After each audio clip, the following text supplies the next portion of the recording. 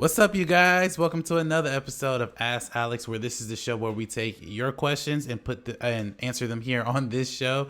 I'm your host, Alex Hampton, and it's literally been a minute since we've done this show. A lot of crazy things that have happened personally, with everything going on in the world, and honestly, before we get into the show, I want to thank both my co-hosts for just talking about these things and just really standing in solidarity. All three of us did a video on Ian's channel. Me and Ian did a video on my channel, and Jeremy has been literally protesting with everyone in my whole town. So I want to thank you guys. Like, this has been such an important time. And I do appreciate you guys standing in solidarity with all of us, because I know this is crazy, and I know it's hard to break away from things that are not real into the reality. So I personally want to thank you guys. You guys are amazing. Appreciate it, man. But now that we've gotten that out the way, Jeremy, how are you doing today? Well, I am just so happy that it is June 6th to 7th, a day of recording this, because that means that the movie theaters have been open for 2 days. Business as usual. Oh, wait a second. There's no movies out. That sucks. Better luck next time, I guess. The theaters are allowed to be open, but as of right now, AMC is staying closed. I for one, am ready to get in there and watch Tenet, but we still got about a month until that, so we'll just have our fingers crossed in the meantime, I guess. Yeah, I'm interested to see Tenet too, but I don't know if I'm really comfortable going to the theaters at this moment. But Ian, how are you doing today? I'm doing I'm doing great, and like you, I'm not comfortable as well. I let the pawns go before the king. You know what I'm saying, king and queen. But I'm doing all right, man. You know, I'm kind of exhausted from everything going on, all the trending stuff, all this stuff you see going out around the world. My heart aches for everybody and in the situation. But I'm actually kind of extremely glad we're doing something like this right now. I mean, we do this every week, but I've not really had the motivation to go out and do this. So maybe this is the push to make me create a little bit this week. Yeah, like Ian said, I haven't had that much motivation of doing things either. There's still videos that I've scheduled on my channel that have already come out that I haven't really fully promoted, which I'll do this week before I release this episode. But it's important for creators, all of us, to create content. By the way, really quick shout out to Jeremy's Spider-Man video, Spider-Man movie trailer video. That thing's almost at 5,000. And by the way, that intro you made for it was amazing. Where you get all of the Spider-Man, including the PS4 Spider-Man. That was dope.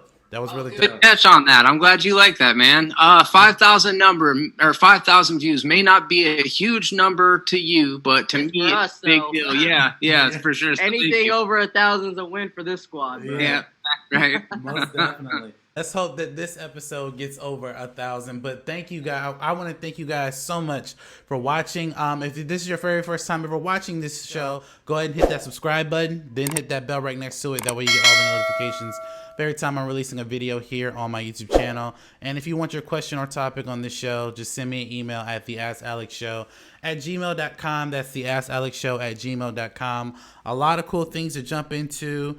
And we're going to go ahead and jump into the very first question, which comes from an Owen Bridges. And he writes, "Hey, Alex, with everything going on in Hollywood today, do you think that we will now see more diversity in movies?" Well, thank you for your question, Owen. I do think that we'll definitely see probably a little bit more diversity if things start to shake out, where we're getting where major change is actually happening, which it is now. But if it's happening the way we want it to happen, I do think that we'll see more diversity. I do think, though, I can guarantee you, from 2021 probably up to 2028 or 2030, we're going to get a lot of films about what's going on right now. Like, we're going to get so many pandemic films. We're going to get so many riot films. We're going to get so many. And those films are very important to what's going on right now. But I read something today that there were a couple screenwriters at protests solely there just to get content or ideas to build their content. So I think that we will definitely see more diversity. Micheal B Jordan was on Deadline saying that and way to affect major change, especially in Hollywood, is to give more black and brown people roles. And keep in mind, like, Black Panther, although Black Panther was amazing, Black Panther and a lot of those other black centric films, we didn't get that many in that year. Just like in every year, there's like maybe over 100 movies that come out a year. Maybe 10 of them are black centric. Maybe they're not that many. So when I look at the concept of diversity in films, I want it. I definitely want to see more black superhero films or just black positive films or films that are very compelling. But Jeremy, you hear this news? Do you think that with everything going on, we'll see more diversity in film? Oh hell yes, absolutely, absolutely. For one thing, first of all, I agree with what Micheal B. Jordan said. I think that the most important way to get authentic representation is by hiring not just cast members but crew members as well. When you say that maybe 10 black centric movies out of 100 come out in Hollywood every year, I feel like a lot of times people write to their experience, and it turns out that 9 out of 10 of the writers in Hollywood are young white guys. Now, there's no like gatekeeping that says that you can't go to film school and become a screenwriter and all of those things. So I encourage young people who want to have their specific voices heard to go out there and get the movies made. I think that's the most important thing. And I think that's the way to really accentuate representation and not perpetuate what may be considered as like tokenism. Because let's just say from an outsider perspective, like I don't know, and this is just a hypothetical. Let's say I'm a screenwriter and I don't know any gay people. So I lean on the things that I know about gay people from other media. So the guy ends up being flamboyant and catty and these couple of kind of superficial traits that I only know from other forms of media. So I'm not really writing to that experience or from that experience. I'm trying to represent, but I don't really have the context to fully understand and develop those kind of characters. So anyways, back to the point about making it important that voices are heard and that filmmakers of color and of just all different walks of life, I recommend that they go and they pursue it, because that's the only way to get the stories told kind of truthfully and honestly. On a more cynical note, dude, like look at the box office numbers that Black Panther did. Look at the box office numbers that Wonder Woman and Captain Marvel and Crazy Rich Asians. And like, if I just went down the list, separate from all of these backwards ass hillbillies that seemed to like just live on the internet, it seems like most people like diversity and most people like representation, and most people will go out and support those movies, even if they're not the target demographic. Like I went and saw Wonder Woman in the theaters and I thought it was great. So, yeah, I definitely don't see a world where we go back the other way and there's less diversity. That's my take on it. Definitely, I agree with that. I don't see where after everything that has happened that we go back to what was the norm in comparison to what's going on right now. But Ian, you hear this? Do you think that we will see more diversity in films as we move forward?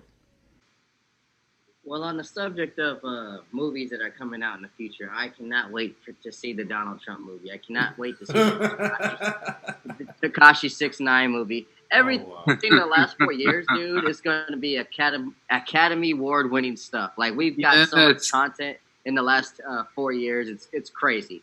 But when it comes to stuff happening right now, this is going to need some of the best performances we've seen in Hollywood. If not, some newcomers to come in. But we need great portrayals, and I don't see how you can do it without diversity right now. And I like to shit on a little bit what Jeremy said. it's obviously bringing in the money. So regardless of if these people are at the top that even agree with diversity or like diversity, they like money regardless. So let's just take away from the logical business part of it. Like, yes, they're gonna go with that obviously because it's gonna make them money. But I think the people right now are demanding it. I think we are on the front lines. Not only talking about justice, not only talking about our lives matter, but we're also shouting for representation right now. I'm seeing it everywhere. We're asking to be heard, and we're asking to be a part of the front line. So yeah, I can't wait. I can't wait. I've been waiting for this moment my whole life. To tell you the truth, it's been getting better, but now that we're on the front line demanding it, and now that these corporate organizations are like, yeah, this will make you some money, people are going to see that there's more than just vanilla out there. And no offense to the white people, obviously, some of my favorite actors are white. But I love the fact that we're going to see another perspective in life, and it's not just going to be that one face. Yeah, and I agree. I hope that as we move forward, we will definitely see a lot of dope representation. That doesn't mean that we're trying to exclude; it's more so include. Because again, we want to see those films. Like I said before on a recent episode of Ask Alex, like I can't wait for Shang-Chi, and I don't know much about the Asian history, but I would love to see that. I mean, I've only read a few comic books about a few Asian superheroes, and that's the one comic book that I actually know. So I would love to see what that world's going to look like. So I can't wait to see those different types of developments as we move forward. But thank you for your question, Owen. Let's go ahead and jump into the next question, which comes from a Omar Jacobs, and he writes, "Hey Alex, do you have HBO Max? If so, is it worth the buy? And do you think that this was a good time to release the streaming service?"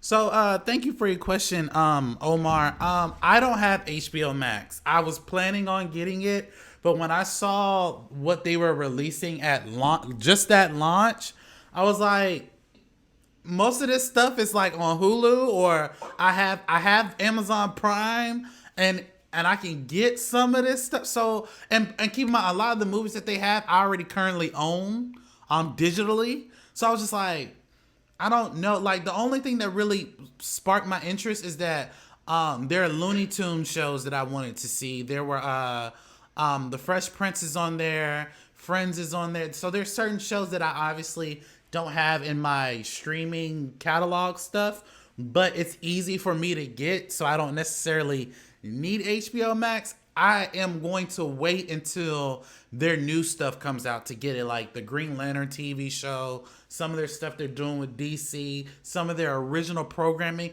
Once that stuff starts to roll out where I'm interested in it, then I'll purchase it. To answer the second part of the question, do I think it's smart to release it now? I'll say this: it's doing better than Quibi. So I mean, hey, I think that they're doing a good job managing their stuff. I still don't know the dynamics between HBO Now and HBO Max. So if I have HBO Now or HBO Go, how does it work with my HBO Max, which they still haven't properly, in my opinion, explained. I'm gonna pass this to my panel. Jeremy, do you have HBO Max? And if so, do you think it was worth the buy? And do you think it was smart to release it? Yes, Yes, I think it was smart to release it. Like you said, especially on the heels of Quibi. I feel like there's nowhere to go but up as far as PR goes, because it can be two streaming services launched and one's the clear winner. You know what I mean? But they set the bar so low with the other one. I'm going to get HBO Max. I don't have HBO Max right now because there's this weird thing. AT&T does not have a deal with HBO, so I can get HBO through AT&T. Like, I'm watching HBO, like Game of Thrones, Sopranos, all that stuff through an AT&T app, which is weird because if I wanted to download the HBO app, I can't do it with the Roku. And then I have a Sony television, and somehow, like, it's weird. So, like, almost everybody can get HBO Max, but not everybody can get HBO Max. So I'm in the process of trying to figure out how I can be one of those people that's able to get HBO Max, even if I just get it on my phone and then like live cast it to my TV. I was thinking like that might be a workaround. But the fact that I'm having to like come through with this kind of planning just to get an app it's kind of a problem. You know what I mean? Like I don't think that's the best. But they've got like all of the old Sesame Streets on there, which I don't know that I would go back and watch a lot of that. But like you mentioned, they have a bunch of the old Looney Tunes cartoons. They've got all of the Toho Godzilla movies, which is super cool. They've got old Hanna-Barbera cartoons. So like if there's some really niche stuff that certain audiences are going to like. 90% of the catalog is just HBO. It's the stuff that you already have. Mm-hmm. But I think HBO is $12.99 and HBO Max is like $15.99. Mm-hmm. So might as well get HBO Max. I think it's got enough stuff worth it for me. Like even if it's just kind of like comfort watching, like I don't like Friends, but a lot of people like Friends or Rick and Morty's on there. So I think it's worth it, but I also know that because I'm getting HBO Max, it means I need to get rid of like Shudder. So I think Shudder has to go so that I can make room for HBO Max. What about you, Ian? Do you have HBO Max, and do you think it was wise for it to come out during this time?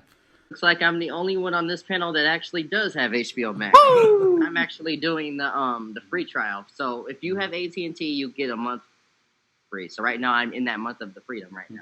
Mm-hmm. I'm loving it. Tell you the truth. You helped me on this right now, and I called it before it even came out. HBO Max is better than Disney Plus. Is it better than Hulu and Netflix? Not yet. Mm-hmm. It definitely has the potential to be as good as those two. Mm-hmm. But right now I'm loving it. Especially since it's free. Would I have made it $15 though? Probably not. So I do say it's worth the money, but I don't think that making it more than like the other ones that I just said was better, like Hulu and Netflix. Mm-hmm. I think they could have dropped their price a little bit more, but the stuff that they're offering, amazing. I'm loving the old Looney Tunes stuff. I'm loving the old Cartoon Network stuff. They got some original stuff that is coming that looks great. There's a show with Jessie Smoullier's sister that looks really good. I forgot her name, but she's a really good actress, but it sucks she has that last name. Yeah. And for my channel, if you watch my channel, The Controversy, youtube.com/TheControversy. Gross. I do a lot of breakdowns of the Boondocks, and that's one of my favorite shows. And they're going to be doing a new season of the Boondocks, so I'm kind of required to have it so I can stay in touch with all that. So yeah, I'm loving HBO Max. And is it worth the money? I'm going to say yes. If you like Disney Plus, I'm telling you, you're going to love HBO Max. I got tired of Disney Plus within the first day, to tell you the truth. I love The Mandalorian. The Mandalorian makes it worth the money. Well, probably these Marvel shows that are coming are worth the money, probably. But as in like nostalgia purposes, I got bored with Disney Plus real quick, and I'm still like, holy crap, Looney Tunes, holy crap, Dexter's Lab. You know, I'm loving more of the nostalgia, the rewatchable nostalgia on HBO Max. So yeah, Ian Elliott Carter gives it 2 thumbs up. Awesome. Well, there you guys have it. You know, it definitely is worth it. But what do you guys think? If you guys have HBO Max, do you think that it's a service that's worth buying? Do you think that it was right for it to come out right now? Jump into the comment section below and let us know your thoughts. Side note, I like Boondocks too, so I can't wait for that new. Let me say one more thing. I forgot to say it. My son is enjoying Fresh Prince of Bel-Air right now. This is like his favorite show, and it's the only place I can get it. He's reenacting a lot of the quotes. It touches my heart because I grew up on that. So my son is enjoying every day, just binge watching the Fresh Prince. And yeah, I just had to throw that out there. Hey man, that's dope, man. I mean, I love the Fresh Prince too. So I mean, that would be one of many reasons why I would get it as well. Just not just for me, but also for my family as well. But again, what do you guys think? Do you guys think it's worth it? Do you think it's a good marketing tool? Jump into the comment section below and let us know your thoughts. Now, I was actually before I go into this next question, I was actually kind of wrestling with this question solely because I made a comment about this character that someone just tweeted me about, and I was just like, okay, I'll just address it because this this question is very odd, and I don't know how my panelists feel about it, but we'll definitely get into it. This question comes from a Todd Campbell. And he writes, "Hey Alex, so the CW will be introducing a new character on Batwoman to take on the mantle instead of recasting Ruby Rose. Do you think that this is a smart idea, and how do you think it will affect the Arrowverse?" Well, thank you for your question, Todd. So the reason why I was wrestling with this question is because I had someone like tweet me and say, "Hey, I saw your show and I heard you say that you didn't believe that Batwoman would be the lead, Kate Kane should be the lead of our show, and I'm just wondering why you felt that way." And and again, this was during the whole time where we were just like, I was taking a break from content, and it's kind of hard to put on words on Twitter, so I'll just say it for this video. I never believed that if Bruce Wayne, and this is how the show set up, if Bruce Wayne was leaving leaving Gotham, and he's leaving Gotham unprotected, I never believed that he would not pass down the mantle to, like, you know, his wards like Robin, Nightwing, the original Bat family that we know. In this CW show, Kate Kane didn't even know that Bruce Wayne was Batman until she mysteriously found the Batcave and became this Gotham Knight that we know, which I think is somewhat laughable. Even in the show, the few episodes that I've seen, I never really believed her as Batwoman. I mean, to be honest with you, I get what the CW is trying to do. They're trying to take a different route, and I understand that things are not going to be canon to the comics, so I get it. But which I don't understand is that if Bruce Wayne's going to suddenly disappear, why in the hell some random cousin of his finds the Batcave and then becomes Batwoman? I'm sorry, that I don't know who was in those board meetings when they were crafting this show, but that makes no sense. Like, no sense at all. And I get it that Titans is on the DC Universe app, so Robin's over there. They don't want to go deep into the Batman mythos. But why make a Batwoman show that's protecting Gotham? I just don't get it. So to answer the question of, do I think that this is a smart move just to replace the character and not recast her? Well, my thing is that if you're going to replace her as a new character, who the hell is just going to take on that role as Batwoman that we don't know? I said on Twitter, that if you're going to replace her, get Barbara Gordon to be Batwoman. That way it's a familiar character face. Kate Kane is still relatively a new comic book character, but she's not, I don't believe she's that relevant now to have her own show, in my opinion. But the CW likes to take side characters and make, shows out of them, like, Green Arrow, Flash, so on and so forth. But anyway, if you're going to recast her, replace her with a brand new character taking on the mantle, I'm somewhat interested to see what that's going to look like. But to be honest, this show is so convoluted now that I could really care less who takes on the role. But Ian, you heard this news. I know you watch the CW shows. What do you think about this development? And do you think that they should either recast her or put a brand new character in this role? So, quick question before I answer this: is she replacing the actual character, or are we continuing? Are we doing like an Aunt Viv thing? We're continuing the story with a different actor, or is it going to be a different Batgirl from a different universe? Do we know that yet? Oh, what's being reported is that, like, instead of recasting Ruby Rose, like, Kate Kane is like, they're going to bring in a new actress to take on the role as Batwoman, but her name won't be Kate Kane. It'll just be a different person. I've said this on this show. It's not that big of a deal to me when it comes to that. If it was like recasting, then it would be a different subject of the same character, but we're doing it something different. Yeah, I said this on the show. Like, the good thing about the CW DC universe, there's multiverse. Right, so you can literally make any story you want with any actress or actor in a certain role. The what's it called? the fix on that, which you would do, the retcon on that is, hey, this is a Batwoman from a different world. It's an easy fix from writing's perspective. So, but yeah, I don't have a problem with that. Now, if it was just like an big thing, like I was saying, like recasting the same role in that timeline, then depending on how it does, then you have to step back and just like, let's just put the logic out of our minds and follow the story. Because recasting happens all the time when it comes to like Don Cheadle that did What's Up, Maine? How you doing, Maine? What's up, Iron Maine? Whatever. Terrence Howard. Terrence Howard, yeah. So it's not a big deal as long as that actor does a great job. But like when it comes to a different Batwoman, multiverse is the key in the CW show anyway. We can always just be like, hey, I'm Batwoman from Earth 69 24BK, and we're like, yeah, okay, we'll go with that. And the show goes on. The show goes on. So yeah, it's not a big deal to me.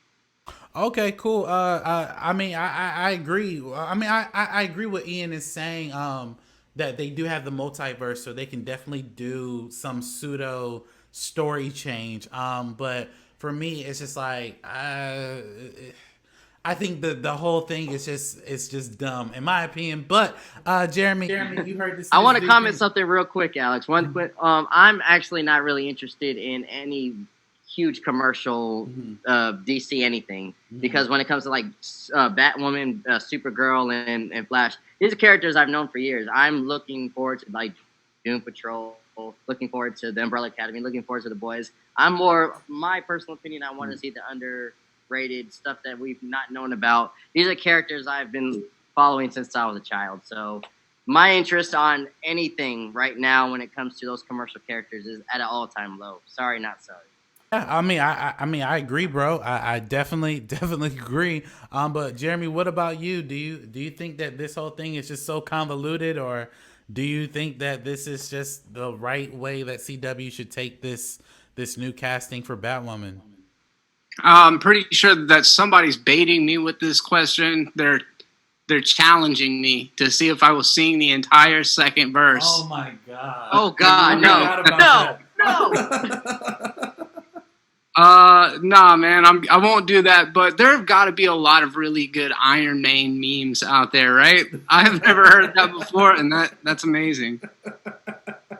Oh man, I don't know. We've talked more about Batwoman than I've ever seen of it. So like, and in my perspective, I didn't know anybody liked the show. If I'm being honest, I remember watching the trailer when it first came out. I'm going to sound like such a dickhead, but I saw the trailer when it first came out, and I saw the like to dislike ratio, and I'm like, man, this cannot be that bad. There are some seriously just toxic humans out there that are going to hate something just because there's a woman in it. They're going to hate it just because it's Batwoman. And then I put on the trailer, and I'm watching it, and they did not do it any favors with the marketing. There was like, it almost fits perfect, except it fits for a man or like some shit. And I'm like, this is... yeah.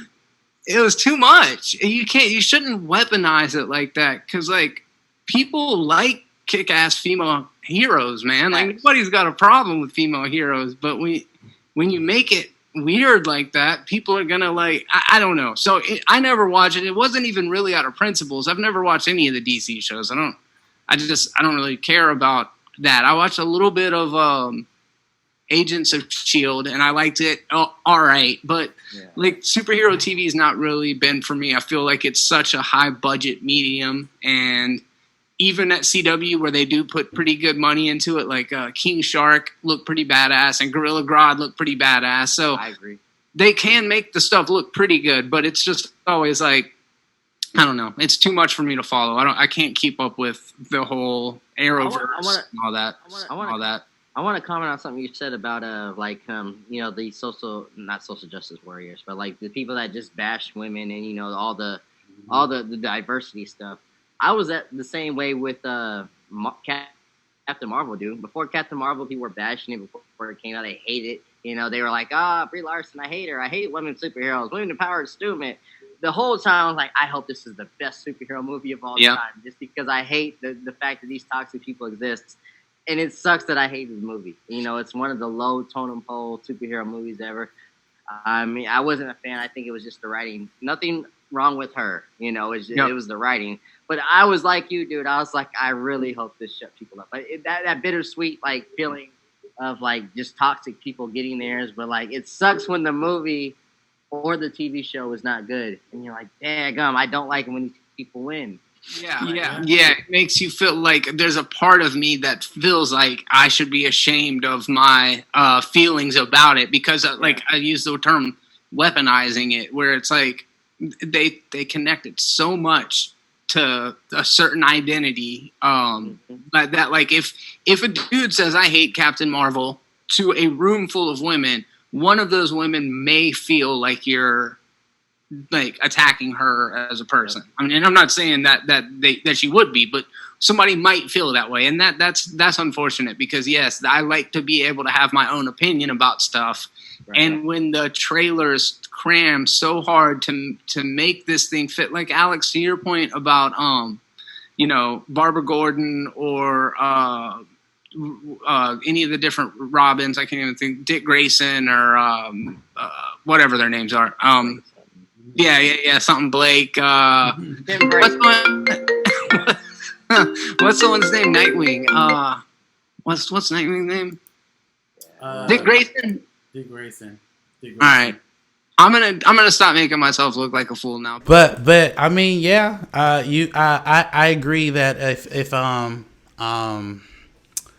if you were to say something like, and I don't want to seem like I or any of my panelists don't hate the fact that a woman's portraying a superhero of any kind.